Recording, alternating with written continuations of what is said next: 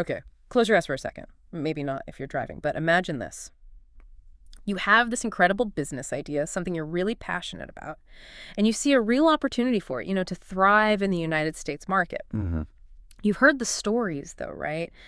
The whispers about needing this massive war chest, hundreds of thousands, maybe even $1 million, just to get your foot in the door with a U.S. visa that lets you actually run the business. Yeah, it feels pretty daunting. It feels impossible, but what if, just maybe, that widely accepted barrier isn't quite as high as everyone thinks? It's a really pervasive idea, isn't it, that starting any significant business in the U.S. requires just, well, monumental capital. Yeah. And that perception alone, it stops so many talented entrepreneurs from even, exploring the possibility. Exactly. And that's precisely why we're doing this deep dive, tailored specifically for you. We're focusing on a specific pathway, the E-2 investor visa, and exploring the surprising reality that getting it with an investment around, maybe even below the $50,000 mark, isn't just some pipe dream. No, it's actually a documented possibility. Right. Our mission today is to really meticulously unpack pursuing the E-2 visa with this, let's say, more modest investment level. Mm-hmm. We'll look at the core requirements, the benefits that are maybe particularly amplified at this entry point. Mm-hmm. The challenges, too, that are unique to lower investment cases and what realistic expectations look like. We're genuinely diving into a route that's less discussed, but one with significant potential. So let's start at the beginning. What is the E-2 visa, just boil down to its essentials? Okay. At its heart, the E-2 is a non-immigrant visa. Now, that's a crucial distinction right away. It's temporary status, not a direct path to permanent residency, but, and this is key, one that can often be maintained long-term. Okay, temporary but potentially long. Exactly. It's designed for individuals who are nationals of countries that have specific treaties of commerce and navigation with the United States. So you need the right passport, basically. That's the first hurdle, yeah. These individuals can come to the U.S. solely to develop and direct the operations of a business enterprise here. The key phrase in the regulation is that they must be investing, or be actively in the process of investing, a substantial amount of capital in that U.S. business. Okay, so treaty country national, check. Investing a substantial amount, check. And you're running the show.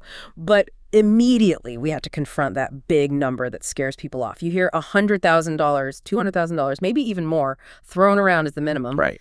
Is that figure actually written anywhere in the law? Like, black and white? This is where things get really interesting and, frankly, a bit liberating.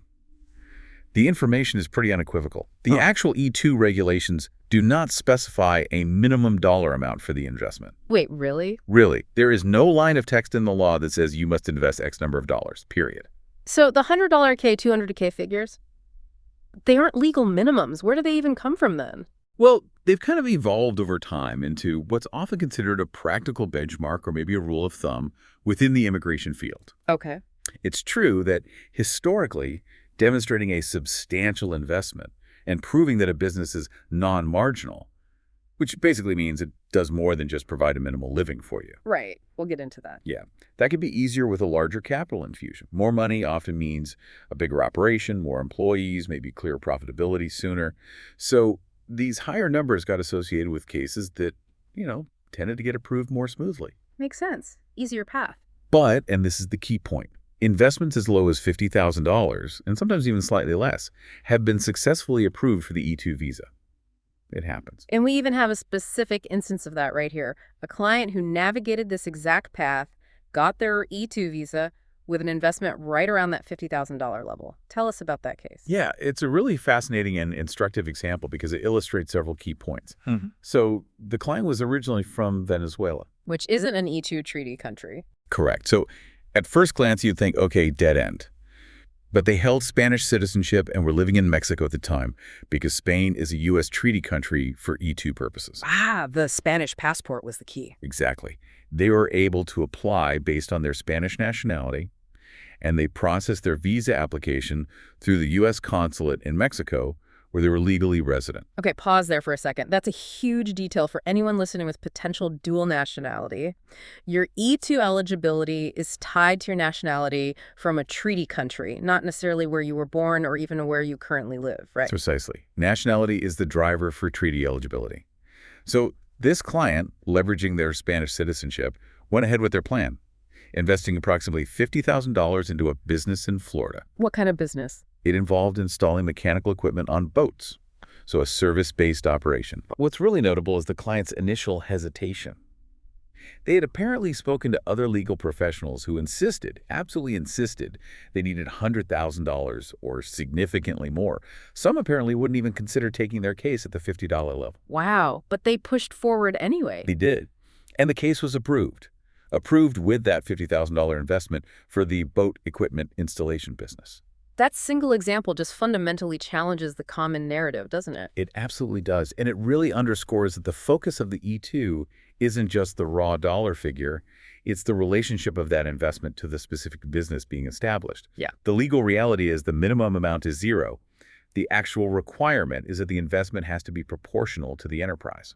All right, let's really drill down into that proportionality test. If $50,000 can be substantial, how does the government figure that out? What makes a $50K investment proportional? Okay, this is the absolute core of evaluating these lower investment E-2 cases. The proportionality test is essentially a ratio. It compares the amount of capital you have actually invested. Keyword, invested. Right, invested, committed to the total value of that specific business. And how do you figure out the total value of the business for this test? Is it like market value? It depends. If you're buying an existing business, yeah, the total value is typically considered the purchase price you paid. Simple enough. But for a startup, which is actually very common for E-2 visas, Yeah. the value is assessed based on the total amount of money required to get that specific business fully operational. Meaning? Meaning, to open the doors, have the necessary equipment ready, any initial inventory needed, get the permits, pay deposits, basically everything needed to start generating revenue. So the test looks at your investment amount compared to either what you paid for the business or what it costs to get it up and running from scratch. Precisely. Now, here's the critical insight regarding lower investments. For businesses with a relatively low total value, let's use the benchmark often cited, say under $100,000. Your investment needs to represent a very high percentage of that total value to be considered substantial. While there isn't a strict regulatory table of percentages, a common interpretation, particularly for businesses valued at $100,000 less, is that the investment should ideally be 100% of the total value. Okay, so that clarifies the $100K benchmark we talked about. It's not a minimum investment required by law, but rather if your business genuinely costs that much to start, a 100% investment into that business is seen as clearly substantial. Exactly right. And this principle directly applies to a $50,000 investment case. For $50,000 to be deemed substantial under this proportionality test, the total cost to get your specific business fully operational must realistically be around that $50,000 figure. So the $50 share has to match the business's startup cost. Pretty much. Your $50,000 investment needs to be proportional to a business that, by its very nature, requires roughly that amount to become functional. If your business idea is something that would clearly cost, say, $200,000 or $300,000 to launch properly, like a manufacturing plant or a large restaurant, Right, something capital intensive. then a $50,000 investment in that context would likely not be seen as substantial because it's just not proportional to the enterprise's actual cost or value. That distinction is crucial. It's about the scale of the investment relative to the scale and cost structure of the business itself. A $50K investment can be 100% substantial if it represents the entire cost of getting a smaller, leaner business off the ground. Right. It's not about the absolute number in isolation, but its significance within the context of that specific business. Okay. And tied directly to this is another fundamental requirement. The investment must be irrevocably committed and at risk. Sounds serious. It is, and it's perhaps the most misunderstood aspect for many people. The information is very clear. Investment for E-2 purposes primarily means money that has actually been spent on the business. Spent, like gone. So money sitting in a bank account, even if it's earmarked for the business, that usually doesn't count towards this evaluated investment total. Generally correct. Funds that are merely sitting liquid in your personal bank account, or even in the business's bank account, if they haven't been genuinely used for legitimate business expenditures, typically do not count toward the investment total that immigration officers evaluate. Wow. The funds must be irrevocably committed to the enterprise. They have to be truly subject to potential loss if the business fails. And the most straightforward, most convincing way to demonstrate this is by having actually spent the money before you apply for the visa. Irrevocably committed and at risk. How does someone actually show that they've met that standard with their $50? What does that look like in practice?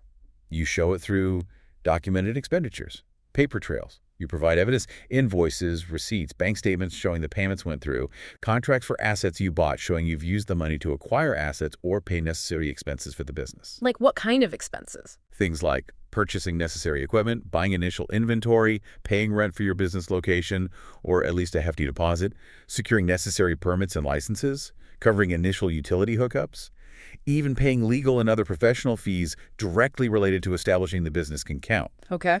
Though, there's a note that legal fees shouldn't form the vast majority of the investment. The key is that the money is gone from your personal control and is now tied up in the business venture. It's at risk. So you literally need to have spent that $50,000, or at least the bulk of it, on concrete business items before you even file the E-2 application. Yes, that's the pre-filing step required to show the funds are irrevocably committed. You need to demonstrate that the capital is genuinely in the business and subject to loss. That takes time, presumably. It does. The process of identifying what's needed, finding vendors, making those purchases, it takes time. One piece of information suggested investors often need at least, say, 8 to 12 weeks to make the necessary expenditures, maybe faster if you're super organized. Sure. But the crucial point is, you're not applying with $50 in the bank. You're applying with evidence of having spent $50 a K on the business. That example case highlights this perfectly. Even if you transferred $100,000 into a U.S. account, but only $50,000 of that has actually been spent on legitimate business expenses, the government evaluates your investment as $50,000. Only the deployed capital counts. That is such a fundamental point that many entrepreneurs probably miss. It's not proof of funds, it's proof of spent funds. That's a different ballgame altogether and requires careful timing and execution. Absolute critical difference. Okay, so even if you nail the proportionality test, you show the funds are spent and at risk. There's another major hurdle, especially for these lower investment cases, the marginality requirement. What exactly does marginal enterprise mean in the E-2 context? Right. This requirement is basically designed to ensure that the E-2 visa isn't just used as a way for someone to create a very basic job just for themselves and maybe their family. Okay, so it has to be more than just self-employment. Essentially, yes. A business is considered marginal if, according to the regulations, it has the present or future capacity only to generate enough income to provide a minimal living for the investor and their family. Only enough for bare minimum survival. Exactly. It means the business isn't really expected to grow significantly or make a substantial contribution to the broader U.S. economy beyond simply sustaining the individual investor. And a business launched with, say, $50,000. Well, it might look inherently marginal to an immigration officer at first glance, right? It might not have a huge amount of initial revenue or any employees on day one. That's precisely the core challenge you face with a lower investment case.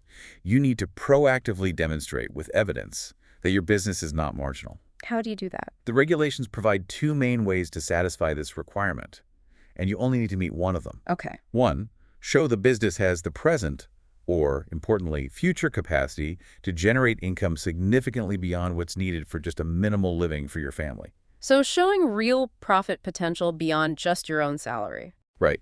Or two, show the business has the present or future capacity to make a significant economic contribution to the U.S. economy. And how is that usually shown? Most commonly, it's demonstrated by employing U.S. workers, creating jobs for Americans. Okay, so either prove high profitability beyond just your living expenses, or prove you're creating jobs. And for a startup with a $50 K investment, like you said, neither of those might be immediately obvious on day one. Precisely. You likely won't have significant revenue beyond your expected minimal living in the very early stages, and you may not have employees hired yet. This is why, for a case at the $50 K level or below, the business plan is elevated from just an important document to absolutely critical. Exactly. It becomes the absolute cornerstone of your application. It carries a huge amount of weight. The business plan becomes your primary tool to prove non-marginality and that future potential. Yes, it's your roadmap and, in a way, your promise to the government. The business plan must be detailed, it has to be realistic, and, frankly, incredibly persuasive. What needs to be in it? It needs to clearly articulate your business model, your market analysis, the competitive landscape, and crucially, provide credible financial projections. Projections showing future profitability that will exceed a minimal living wage. So numbers that show growth. Yes, believable numbers. And perhaps even more importantly for smaller businesses, it must present a clear, achievable plan to create jobs for U.S. workers in the near future, typically within the first 12 to 24 months of operation. So you're not just saying vaguely, I hope to hire people someday. You need specific. Absolutely. You're presenting a concrete plan. Based on our projected growth, shown here in these financials, we plan to hire our first employee for X role in month 9 and a second employee for Y role in month 18, something tangible. You need to show the government that this enterprise isn't just a vehicle for your personal employment. It's a genuine business entity poised for growth, for revenue generation beyond subsistence, and, most compellingly, for contributing to the U.S. labor market by creating employment for others. The quality and the credibility of that future-looking business plan are just paramount when your current investment is at a lower level. That makes perfect sense. It really forces you to think rigorously about scalability and impact right from the outset. Okay, we've talked about the potential challenges and how to overcome them, proportionality, at-risk funds, marginality. But let's shift gears to the upside. What are the tangible advantages of pursuing the E-2 visa path with this under $50,000 investment? Why might this actually be a preferable strategy for some entrepreneurs? Yeah, there are actually several really compelling reasons why this approach is attractive and, quite strategic for certain people. Yeah. First and foremost, and maybe most obviously, it dramatically lowers your financial risk. Last skin in the game, initially. Right. Investing $50,000 compared to $200,000 or more that's often suggested means your potential exposure is significantly reduced. It's a much less daunting entry point into the U.S. market.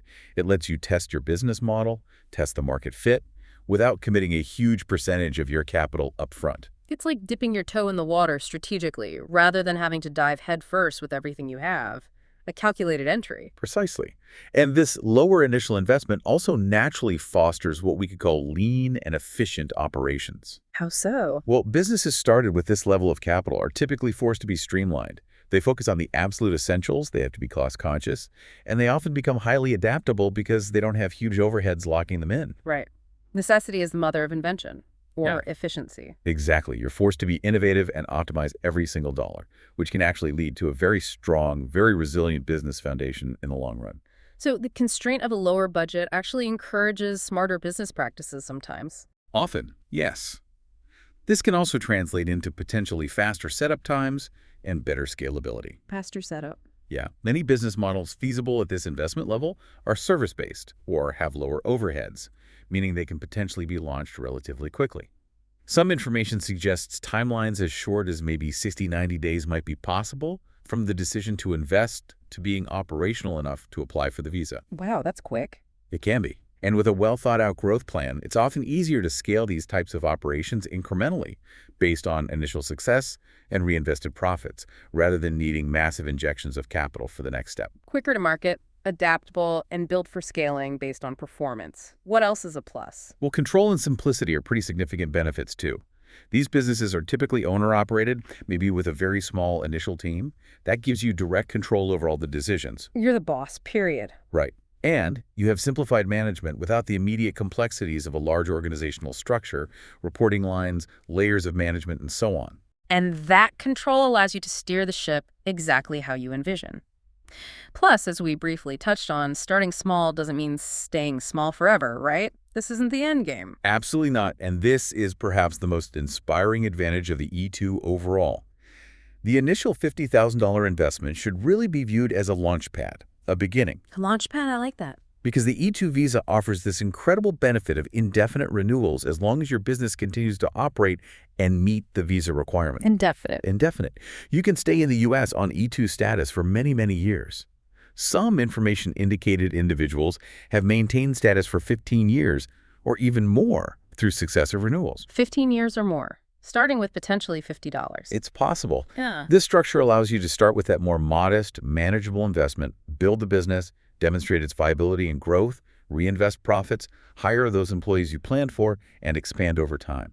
It's a genuine pathway to build something substantial and create a long-term presence in the U.S., starting from a much more accessible financial point than many realize. That potential for indefinite presence, tied to a thriving business that you build from a more manageable investment level, that's incredibly powerful. It's not just a 2-year ticket, it's a potential 15-plus-year journey or longer. Exactly. It's a platform for long-term growth. Okay, this sounds increasingly promising, but for someone thinking about this, the immediate question is, Okay, great, but what kind of business can I actually start and run for around $50,000 that could realistically meet all these requirements, proportionality, non-marginality?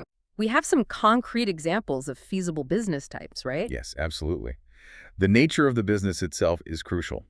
As we've established, you probably can't start a capital-intensive manufacturing plant or a big trucking fleet for $50Ks. Hmm. The business model has to naturally fit within that investment level. So what does fit? The examples provided lean heavily towards service-based or digital-first models, things that typically have lower startup costs compared to, say, traditional brick-and-mortar retail or heavy industry.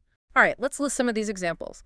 What are, say, 5 types of businesses highlighted as feasible around the $50K mark? Okay, one clear example is mobile services. Like, This would be something like mobile car detailing, where you go to the client, or certain types of cleaning services, residential, commercial, maybe mobile repair services, small appliances, bikes, that sort of thing. Your main investment goes into a reliable vehicle, the necessary tools and equipment, initial supplies, insurance, and marketing to get your first clients. right, you avoid the huge cost of leasing and fitting out a physical storefront, lower overhead. Exactly. Direct to customer. Makes a lot of sense at this level. Okay, what's number 2? Another category is online reselling, or perhaps an Amazon FBA, fulfillment by Amazon model. Selling stuff online. Basically, yeah. Yeah.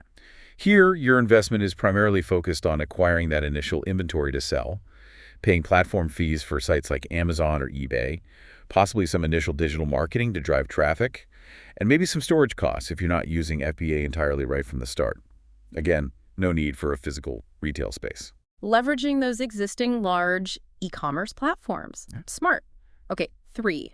Consulting is a strong possibility, especially if you have specialized skills or expertise that are in demand. What kind of consulting? Could be almost anything. IT consulting, marketing strategy, business coaching, wellness consulting, financial advising, other professional services where your knowledge is the product. Your investment would likely cover setting up a professional home office or maybe a small shared workspace, necessary software licenses, creating marketing materials, building a professional website, and perhaps covering some initial operational costs while you build up your client base. Your expertise is the core asset here. So investing in your knowledge and the infrastructure to sell it. Got it. Number 4. Small food operations are also mentioned, but with a very important caveat, they have to be genuinely small. Not a full restaurant. Definitely not. Think more along the lines of maybe an ice cream kiosk in a mall, a coffee cart at a busy intersection or train station, or perhaps a specialized food stand at farmers markets or local events. The investment covers the cart or the small kiosk setup, initial inventory of ingredients and supplies, necessary permits and health certifications, and potentially leasing that small mall space or securing spots at events. Focused menu, smaller footprint, much more manageable startup costs than a full-service restaurant. Makes sense. Keep it lean. And number 5. And finally, e-commerce boutiques. This is somewhat similar to the online reselling model, but perhaps more curated. Focused around a specific niche, maybe a unique brand you've developed, or a specific collection of products you've carefully sourced or even designed. More specialized online retail. Right. Investment would go into developing a professional, branded website, acquiring that initial niche inventory, targeted online marketing, possibly professional product photography, and setting up shipping logistics. Okay, so just to recap those 5. Mobile services, online reselling FBA, consulting, small-scale food operations like kiosks or carts, and e-commerce boutiques. These examples really illustrate how that $50K investment range naturally steers you towards these leaner, often service-based or digital-first models that minimize those really expensive initial outlays like large physical premises, huge amounts of inventory, or heavy machinery. Exactly. They represent viable pathways where that $50 kit can truly be proportional to the cost of getting the business operational and, crucially, demonstrating the potential for growth needed to beat the marginality issue. Now, let's talk about something that makes the E-2 visa particularly appealing, something that extends the benefits beyond just the principal investor themselves. How does this impact family members? Yes, this is one of the most significant advantages of the E-2 visa structure, I think. Yeah. If you, as the primary investor and treaty national, qualify for and obtain the E-2 visa, your spouse and your unmarried children under the age of 21 can also qualify for E-2 visas to accompany you to the United States. So it's definitely a family-friendly visa. It allows the entire immediate family unit to relocate together based on this one business investment. Yes, and that's a huge benefit for entrepreneurs looking to build a new life or expand their opportunities in the U.S. with their family. And there's a major, often absolutely critical advantage specifically for the spouse. What's that? Upon entering the U.S. on their E-2 dependent visa or having their E-2 status approved if changing status within the U.S., the spouse automatically receives employment authorization. Automatically. They don't need a separate application for a work permit. Nope. They do not need a separate job offer, nor do they need to go through a complex application process with USCIS just to get permission to work. It's inherent to their E-2 dependent status. That is incredibly valuable flexibility. So the spouse gets essentially an open market work permit and can work for virtually any lawful employer in the United States in pretty much any field they choose. Precisely. This provides potentially essential financial support for the family unit, especially during the startup phase of the business and beyond. It allows the spouse to contribute to the family income right away and pursue their own career path in the U.S., which is a really key differentiator from many other non-immigrant visa categories. Absolutely. And the kids. And of course, the children on E-2 dependent visas have the right to attend school in the United States, public or private, from kindergarten right through high school. They can also pursue higher education here as well, although they might face out-of-state tuition rates depending on the state and institution. So the E-2 visa, even when started with a lower investment level, isn't just about the business itself. It's about enabling the entire family to establish a life, work, and get educated in the U.S. That's a really profound benefit. It truly facilitates the family's ability to integrate and thrive alongside the principal investor's business endeavors. It's a whole package. Okay, let's get practical again. If someone listening is feeling inspired and ready to pursue this, what are the actual steps involved in getting the E-2 visa? And what kind of timelines should they realistically anticipate, especially knowing that a lower investment case requires really careful preparation? Right. The process can generally be broken down into 3 distinct stages, each with its own set of considerations and timelines. First is document gathering, second is legal preparation, and third is government processing. Okay, document gathering sounds like exactly what it is, pulling together all the evidence needed, right? Business documents, proof of funds, proof of spending. Exactly. This is really the foundational stage. You're collecting all the necessary personal documents, passports, birth certificates, marriage certificates if applicable, things like that. Then documents related to your business formation, maybe articles of incorporation, operating agreements, business licenses. Crucially, evidence of your investment. The spent funds. Yes, those invoices, receipts, bank statements showing payments cleared, contracts for assets purchased. Also, documentation proving the lawful source of your investment funds you have to show the money was obtained legally. And critically, the development of that comprehensive business plan we keep talking about. How long does that gathering stage usually take? It really depends on how prepared you are and the complexity of your situation. If you need to track down extensive historical financial records to prove the source of funds, it could take longer. But some information suggests it can often take around a month, maybe a bit more, maybe less if you're highly organized. Okay, stage 2, legal preparation. That's where your legal team steps in and packages everything up. Yes, exactly. This involves your attorney reviewing absolutely everything you've gathered, making sure it all fits together, structuring the case narrative persuasively, ensuring compliance with all the intricate E-2 requirements, drafting the necessary government forms like the DS-160 for consular processing or the I-129 for change of status, and writing a detailed cover letter that explicitly outlines how your case meets all the legal criteria. And finalizing that robust business plan is often part of this stage too. How long for legal prep? This stage is typically faster once all the raw materials, all the documents are ready. Often around 2 weeks, maybe a bit longer depending on complexity, but it's usually a period of intense work by the legal team to ensure everything is perfectly presented for the government. So the initial heavy lifting of gathering is on the entrepreneur, then the legal team builds the actual case. After that, it goes to the government.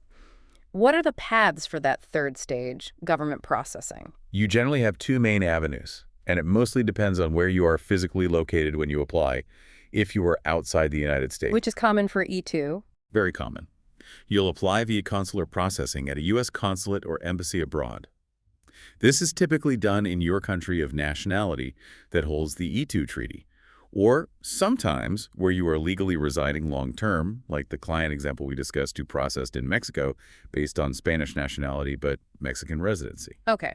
And what if you're already legally in the U.S. on another valid non-immigrant status, like a student visa or maybe a tourist visa, though that can be tricky? Then you have the option to apply for a change of status, COS, with USCIS, U.S. Citizenship and Immigration Services, while remaining physically within the United States. Okay. Consular processing abroad or change of status within the U.S. What kind of processing times are we looking at for each path, generally speaking? Okay, this is where things can vary quite a bit, and these times are always subject to change based on government workloads, staffing, specific location. Standard government disclaimers apply. Absolutely.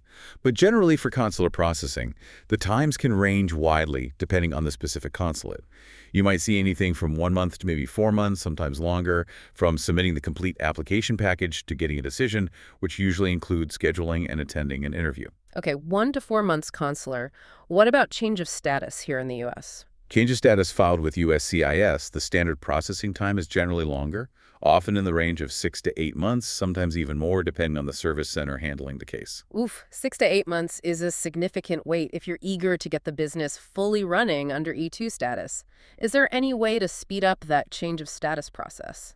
Yes, thankfully, USCIS does offer premium processing for E-2 change of status applications. How does that work? For an additional fee, which is currently around $2,805, USCIS guarantees that they will take some kind of action on your case within 15 business days of receiving the premium processing request. Action meaning approval, denial, or maybe just asking for more information. Precisely. It guarantees a response within those 15 business days, but that response could be an approval notice, a denial notice, or, quite commonly, a request for additional evidence, an RFE. Ah, the dreaded RFE. Right. If you receive an RFE, you then have to prepare and submit the requested evidence, and USCIS gets another 15 business days after receiving your response to make a final decision. So premium processing definitely speeds up the initial review, but it doesn't guarantee a final approval within that first 15-day time frame if more information is needed by the officer. Good to understand that nuance. It gets you a faster response, not necessarily a faster approval. Exactly. And going back to the consular processing path for a second, that client example we talked about mentioned a strategic decision to potentially transfer the case between consulates. Why would someone even consider doing that? Seems complicated. Sure. It can be, but it's part of the sophisticated legal strategy that experienced teams can employ. See, consular processing times aren't uniform across the globe. They fluctuate significantly depending on the volume of applications, staffing levels, local holidays, all sorts of factors at different consulates. So some are faster than others at any given time. Right. An experienced legal team actively monitors these processing times. If they see that the consulate where you normally apply is experiencing unusually long delays, and if it's legally permissible for you to process your case at another location, maybe based on your residency status elsewhere, or specific consular policies allowing third-country national processing, Okay. they might strategically advise requesting a transfer of the case to a consulate known to have faster processing times at that moment. It's done to potentially expedite the overall outcome. It requires careful monitoring, justification, and a deep understanding of international consular practices. That's definitely leveraging the system where possible. A proactive approach. Now, if you go the consular processing route, you'll almost certainly have an interview, right? What is that interview typically like, especially when you're presenting a lower investment case? Should you expect the consular officer to be inherently skeptical? The interview is definitely a critical step for consular processing. And yes, officers do apply scrutiny, particularly to lower investment cases regarding that non-marginality aspect we discussed. They want to see it's a real business with growth potential. Okay. However, the information suggests that if your case has been meticulously prepared, the documentation is solid, the business plan is credible, and maybe most importantly, you thoroughly know every single aspect of your business inside and out. You have to own it. You have to own it. Then the interview can actually be quite manageable, even relatively straightforward. Remember the client in the example case? They reported their interview was not overly difficult precisely because they were extremely well prepared. So what kind of questions should you expect in that interview? What are they trying to figure out? The questions are typically centered directly on the business itself. They want to understand your business model. How does it actually work day to day? Who are your target customers? They might ask about specific details from your application, like major contracts you mentioned, like the boat equipment case had. They'll ask about your marketing strategy, your financial projections, how did you arrive at these numbers, and especially your plan for hiring U.S. workers, when, who, why. They're testing your knowledge and the plan's credibility. Exactly. They'll also, of course, verify your identity and background information. But the key is being able to confidently and clearly articulate your business plan, your vision for the company, and how the business specifically meets all the E-2 requirements. Preparation is vital. Mock interviews with your legal counsel are highly recommended to build that confidence and clarity under pressure. It really sounds like they're assessing two main things. One, are you truly the entrepreneur who will be actively directing this specific business? And two, is the business itself legitimate, viable, and likely to grow beyond just supporting you, especially concerning those future job creation plans? Absolutely. They are looking to confirm your operational control and the genuine nature of the enterprise, particularly its potential to contribute positively to the U.S. economy beyond just sustaining you and your family. Okay. And once you get through all that and hopefully get approved, how long is the E-2 visa valid for? And is that the same amount of time you're actually allowed to stay in the U.S.? I know visa stuff can be confusing there. That's another really crucial distinction to understand. The validity period of the visa stamp in your passport versus the period of your authorized stay, your status, in the U.S. They are not the same thing. Okay, break that down. Visa stamp validity first. The validity of your E-2 visa stamp, the actual sticker in your passport, determines the time frame during which you can use that visa to travel to and request entry into the United States. This validity period varies significantly depending on your country of nationality due to reciprocity agreements between the U.S. and that country. So it depends on your passport. Yes. For instance, based on the information we saw, Spanish nationals might receive an E-2 visa stamp valid for up to 5 years. Mexican nationals might get one valid for 4 years. It differs country by country. Okay, so the sticker in your passport might say it's good for 4 or 5 years, meaning you can travel to a U.S. port of entry using that visa anytime within that period. Correct. Now, the period you are actually permitted to stay in the U.S. each time you enter using that valid E-2 visa. That's determined by your status, granted by the Customs and Border Protection CBP officer at the port of entry. It's usually recorded electronically in what's called an I-94 record. And how long is that period of stay, typically? Typically, each time you enter the U.S. on a valid E-2 visa, you are granted a period of authorized stay of 2 years. 2 years, okay. So you might have a 5-year visa stamp, but each individual entry usually only grants you 2 years of legal status inside the U.S. Exactly. How do you remain in the U.S. legally beyond that initial 2-year period if your visa stamp itself is still valid for, say, another 3 years? With a valid multiple entry E-2 visa stamp, the most straightforward way is to simply travel outside the United States, even for a short trip, like to Canada, Mexico, or back home, and then re-enter the U.S. using that valid E-2 visa. And upon re-entry? Upon successful re-entry, the CBP officer will typically grant you a new 2-year period of authorized stay, effectively resetting the clock on your status. Ah, okay. So short trips out and back in can refresh your 2-year stay as long as the visa stamp itself is still valid. That's the common mechanism, yes. Alternatively, if you don't want to travel, you could file for an extension of stay with USCIS from within the U.S. before your current 2-year status expires. But travel is often simpler if feasible. Got it. And what about staying really long-term, beyond the initial visa validity period of, say, 4 or 5 years? You mentioned indefinite renewals earlier. How does that process work? This is truly where the E-2 visa, even one started with a lower investment, reveals its potential as a genuine long-term status solution for entrepreneurs.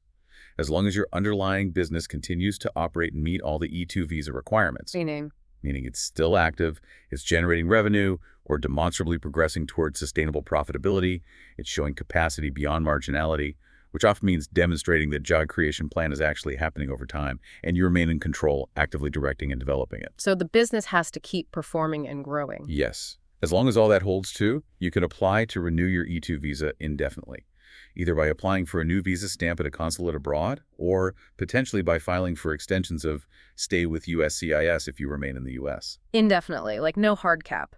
So someone could potentially live and run their business in the U.S. on E-2 status for 10, 15, 20 years, maybe even longer. Yes, that's the unique power of the E-2 category. Unlike many other non-immigrant visas that have strict limits on the total number of years you can be in the U.S., the E-2 does not have such a statutory cap. As long as the business remains compliant and thriving according to the E-2 criteria, you can continue to renew your status. Wow. This structure is really ideal for the entrepreneur who wants to start with a manageable investment, maybe test the waters, and then grow their business over many years, reinvesting profits, expanding operations, hiring more people, all while maintaining their legal status to live and work here. That fundamentally changes the perception from just a short-term visa to a potential long-term lifestyle solution built entirely around your own business. That's huge. It is. It offers remarkable stability for entrepreneurs. Now, the question that inevitably comes up with almost any U.S. visa discussion is about the green card. Permanent residency. Does the E-2 visa eventually lead to a green card? Is there a direct path? This is a very important point to be absolutely clear on, and the answer is generally no. The E-2 is firmly classified as a non-immigrant visa. By itself, holding an E-2 visa does not provide a direct pathway to permanent residency or a green card in the United States. Okay, let me repeat that. E-2 is a long-term temporary status, renewable indefinitely based on the business, but it is not a direct line to the green card. Correct. The E-2 actually requires that you maintain an intent to eventually depart the United States when your E-2 status ends, whenever that might be. But wait, that sounds contradictory if you can renew indefinitely. How does that work? It's a bit of a legal nuance. While you need that underlying intent to depart eventually, the act of applying for an immigrant petition, which is the first step towards many green card categories, does not automatically disqualify you from renewing your E-2 visa or maintaining your E-2 status. This concept is sometimes referred to as dual intent being permissible for E-2 renewals, even though it's technically a non-immigrant visa. Okay, so you can be living and working long-term in the U.S. on your E-2, running your successful business, and simultaneously explore or even pursue other distinct immigration pathways towards a green card if you happen to qualify for one separately. Exactly. They are treated as separate legal processes. Your E-2 status relies on the business meeting E-2 rules. A potential green card application relies on meeting the criteria for a specific immigrant category. What kind of separate green card categories might someone on an E-2 potentially explore if their situation fits? Well, the material we reviewed briefly mentions a few potential pathways someone might explore independently of their E-2 status, assuming they meet the very different and often higher requirements for those categories. What? One example often discussed is the EB-5 Immigrant Investor Program. This is an immigrant visa, meaning it leads directly to a green card, and it's also based on investment. Ah, so similar concept to E-2. Similar in that it involves investment, but the scale is vastly different. The EB-5 requires a significantly higher capital investment currently. The standard minimum is $1,050,000 or $800,000 if you're investing in a designated targeted employment area, TEA. Okay, way more than 50K. Way more. And critically, the EB-5 also requires demonstrating the creation of at least 10 full-time jobs for qualifying U.S. workers within a specific time frame. While your successful E-2 business might potentially grow to a point where it could serve as a foundation for an EB-5 petition later, investment amount and the job creation requirements are on a completely different level than what's needed to maintain the E-2. So EB-5 is an investment-based green card, but at a much, much higher financial and job creation threshold than the E-2. It's a whole other league. Absolutely. It's a distinct category. Other potential green card paths mentioned, completely separate from the E-2 investment itself, could include things like family-based immigration. If you happen to have qualifying U.S. citizen or lawful permanent resident family members like a spouse or maybe adult children, they might be able to petition for you. Okay, based on family ties. Right, or potentially employment-based options, but these usually require a U.S. employer to sponsor you for a green card. This typically involves a complex labor certification process called PRM, where the employer has to prove to the Department of Labor that hiring you won't adversely affect U.S. workers in terms of wages or working conditions. It can be a long and difficult process. So needing a U.S. company to sponsor you, which isn't always easy to find. Correct. And the material also referenced certain self-petition options where you don't necessarily need an employer sponsor, like the EB-1A for extraordinary ability, or the EB-2 with a national interest waiver, NIW. Those sound impressive. Are they easier? Not necessarily easier, just different. They have very high standards. The EB-1A is for individuals who can demonstrate truly extraordinary ability in fields like sciences, arts, education, business, or athletics through sustained national or international acclaim. Think Nobel laureates, Olympic medalists, top CEOs. Okay, a very high bar. Extremely high. The EB-2 NIWs is for professionals holding advanced degrees or individuals with exceptional ability whose proposed work or endeavor in the U.S. is deemed to be in the national interest. This allows them to bypass the usual job offer and later certification requirements. But again, you have to prove your work has substantial merit, national importance, and that you're well-positioned to advance it, benefiting the U.S. as a whole. So again, significant achievements or impact required. Yes. The bottom line is, while the E-2 itself doesn't transition automatically into a green card, being present in the U.S. on E-2 status, successfully building and running your business over time, can provide a platform. It might allow your circumstances to evolve to the point where you might potentially qualify for one of these entirely separate green card categories down the road, based on your business's growth, maybe towards EB-5, Wow. or your personal achievements, EB-1A and IW, or maybe family ties or other job opportunities. But it's a separate application, a separate strategy, and meeting separate, often much tougher requirements. Precisely. The E-2 visa should be valued for what it is: a uniquely powerful and flexible tool for entrepreneurs focused on operating their business in the U.S. for the long term, even without that direct green card path built in. Any journey to permanent residency would be a distinct strategic decision and application process. Okay, that's a really important clarification. Let's bring all of this together now. As we wrap up, what are the absolute key takeaways from this deep dive into the possibility and the realities of securing an E-2 visa with an investment around that $50,000 mark? I think the most crucial takeaway, the headline really, is that the widespread belief that you absolutely need hundreds of thousands of dollars for an E-2 visa is fundamentally a misconception. It's not legally true. It's not legally true. The dream of starting and running your own business in the United States via an E-2 visa is absolutely attainable with a significantly lower investment, potentially around the $50,000 level, simply because the law does not set a minimum dollar figure.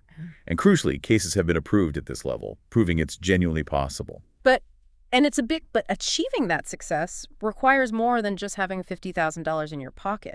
It requires strategically meeting the specific legal tests with that lower amount. Exactly.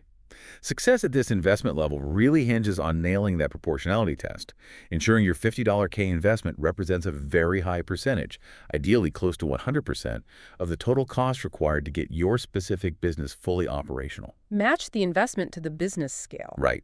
It also requires rigorously demonstrating that the funds are genuinely, irrevocably committed and at risk, primarily by showing clear proof that you have actually spent them on legitimate business needs before filing your application. Spent and documented. Spent and documented. And perhaps most critically, for a lower investment case, you must effectively overcome that marginality hurdle. This usually means presenting a compelling, credible, and detailed business plan that clearly forecasts realistic future growth, profitability significantly beyond just a minimal living wage for yourself, and presents a tangible, believable plan to create jobs for U.S. workers in the near future, usually within the first year or two. So it really boils down to meticulous planning, choosing the right kind of business model that actually fits the investment level, diligently documenting every single expenditure, and then articulating a strong, future-oriented case for growth and, importantly, job creation. Yes, and it's important to be realistic here. Lower investment cases do attract careful scrutiny from immigration officers, particularly on that non-marginality point and the credibility of the job creation plan.